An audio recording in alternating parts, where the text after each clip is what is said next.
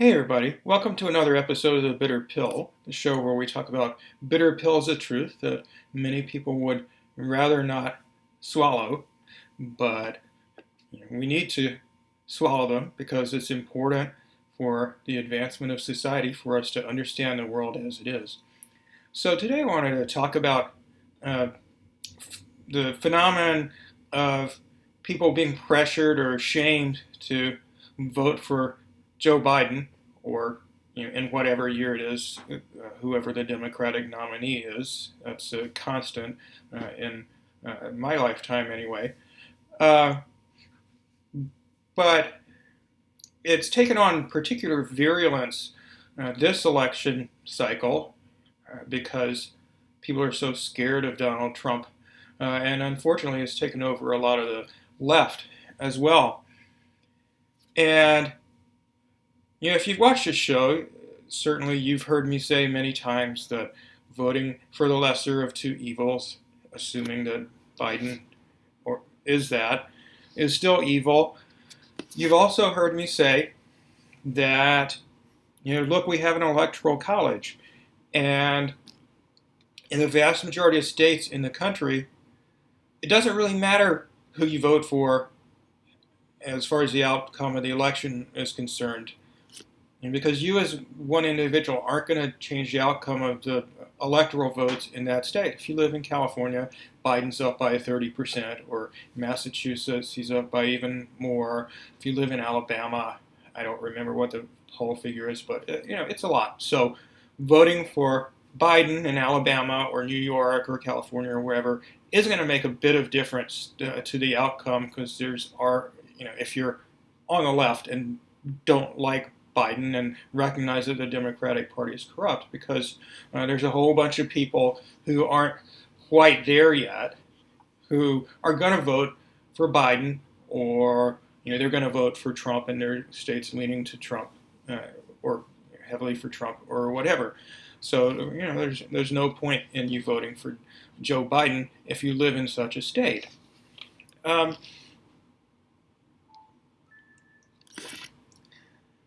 but things have gotten so out of control as far as people being scared of Donald Trump being reelected, where they're saying things like, "Oh, Donald Trump's a fascist, and we've got to vote against fascism, or we're going to have fascism," which, interestingly enough, is the exact same thing that people were saying about George W. Bush back when he was running for office. So Norman Solomon said, "We should not gloss over the reality that the Bush team has neared some elements of fascism in its day-to-day operations, and forces inside the Bush administration would be well positioned to move it even farther to the right, blah, blah, blah. We don't want to find out how fascistic a second term of George W. Bush's presidency could become." Well, we know that despite how horrible both terms of George Bush's presidency were, we didn't wind up with fascism. We didn't and don't live in a democracy either, but it certainly wasn't and still isn't a fascist state, even now after 4 years of Donald Trump. Folks also make the argument that if Trump is reelected, then it's going to result in the destruction of the planet by climate change. That by itself, Trump rather than Biden being elected, is going to bring that about.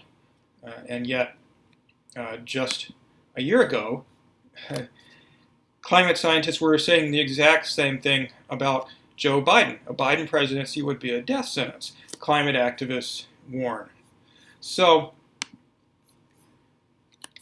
either way, we're going to wind up with some authoritarian tendencies in our government and a lack of anywhere near adequate protections for the climate from the federal government or initiatives to support renewable energy and energy conservation from the federal government. We're going to have to rely on other levels of government, on economic factors such as a drop in price of renewables and so forth. We're not going to get a huge boost for sustainability from either a Biden or a Trump administration.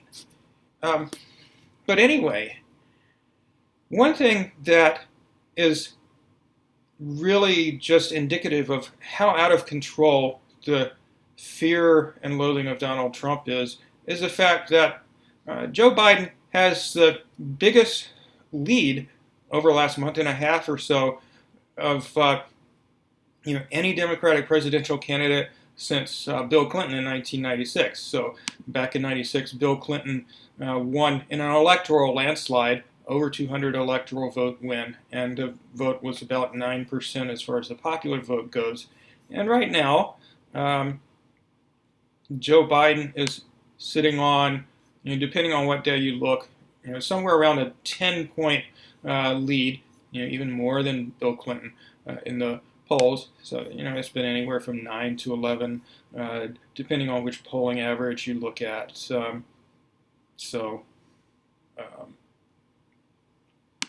538 just the other day, and as well today, I just looked a little while ago, had Biden up by more than 10%. So, my question is, how much of a lead does Joe Biden have to have before liberals and even leftists stop shaming people who want to vote for a third-party candidate like Howie Hawkins, or at least strongly pressuring people to vote for Joe Biden? And how is that the role of someone on the left who recognizes the corruption and venality of the Democratic Party anyway? That just isn't recognizing the reality about where this election stands, where in all likelihood Joe Biden is going to win by an electoral landslide and probably a popular vote landslide anyway. So what better opportunity is there to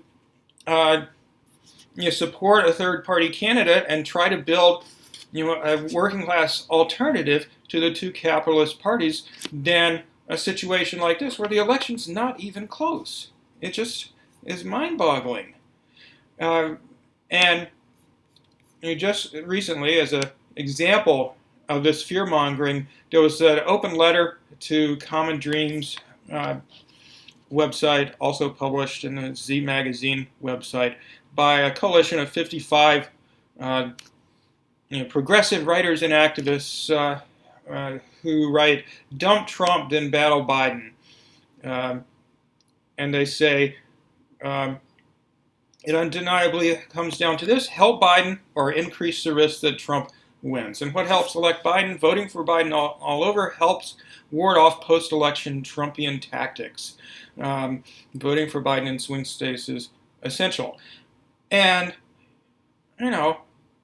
how is voting for Biden in California or New York or Massachusetts, where Biden is leading by more than 20% or more than 30% in some cases, how is that going to make any difference? Or how is voting for Biden in, say, Alabama, where Trump is leading by an equally lopsided margin, going to change the outcome of the election? It doesn't have any chance whatsoever of doing so. The only way that a state like Alabama could go for Joe Biden is if Trump won the election by like 60% or something, which isn't going to happen. But they're still shaming us for voting for somebody other than Joe Biden.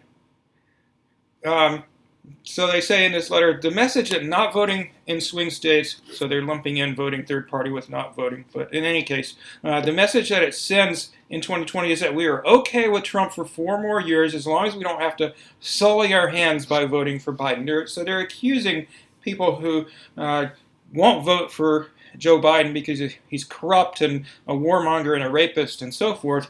We're supposedly purists for not wanting to vote for Joe Biden.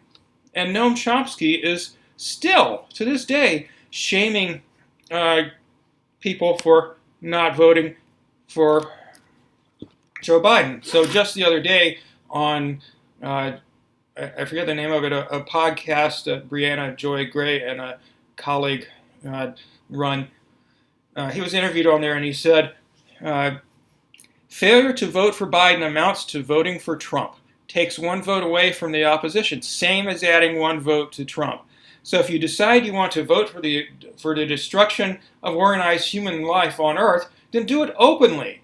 In other words, just go ahead and vote for Trump instead of voting for, say, Howie Hawkins, as if those were the exact same thing, which, obviously they're not. In one case, you're putting a vote in Trump's column, and in the other case, you're not. But Mr. Smarty Pants, or Dr. Smarty Pants, Noam Chomsky, is equating the two. Which is just absurd. Anyway, I wrote a response to this open letter to Common Dreams that I put on Medium, so I hope you'll take a look at it. But basically, my point is just that, Chomsky and his colleagues who wrote this open letter are kind of doing the bidding of the ruling class by advocating voting for Joe Biden and literally attacking their colleagues on the left for refusing to do so, whether it's by not voting or voting for a third-party candidate such as Howie Hawkins or Gloria La Riva or whoever on the left.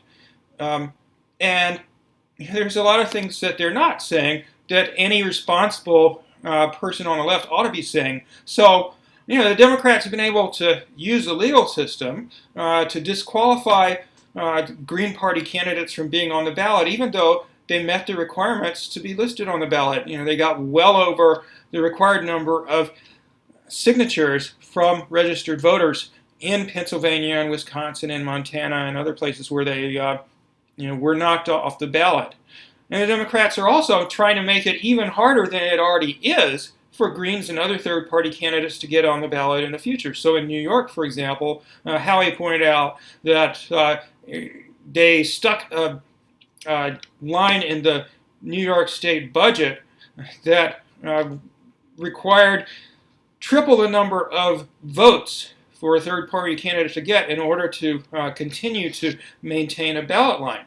And these prominent leftists who wrote this letter, people like Noam Chomsky and Norman Solomon, Medea Benjamin, Dan Labatz, and others, didn't say a word about that in their letter, and they haven't elsewhere. They also didn't say a word about the importance of building a third party to the left of and independent from the Democrats. And they even didn't say anything about ranked choice voting, which would end the ability of the Democratic Party, not to mention short-sighted leftists who are pushing the neoliberal Democrat, this time Joe Biden, to figuratively hold a gun to voters' heads and pressure them into lesser evil voting. Instead, their entire focus is on the supposed importance of the left uniting behind Biden to defeat Trump. And I've talked in the past about why this isn't the most important goal that the left should have. We should be focused instead on building independent working class power that can exert pressure on the ruling class to enact reforms and maybe someday get rid of them. But it's really sad to see people like Dan Labatz, who I guess still is sort of a colleague of mine in the socialist group Solidarity, a group founded on in part the principle of independent politics, of rejecting the ruling class parties like the Democrats and Republicans, and now he's on the lesser evil bandwagon, as is Noam Chomsky, a supposed anarchist, Medea Benjamin, a leader of the peace movement for many decades, and so forth. It's really sad to see. Anyway, I will take up this issue in more detail, the issue that is of the importance of building independent working class power through both building the third party and supporting social movements. That's really where social change is at in future segments. So that's all for today's episode of The Bitter Pill. Please like and subscribe and share this video. Support us on Patreon if you have a few bucks to spare. Even $1 helps.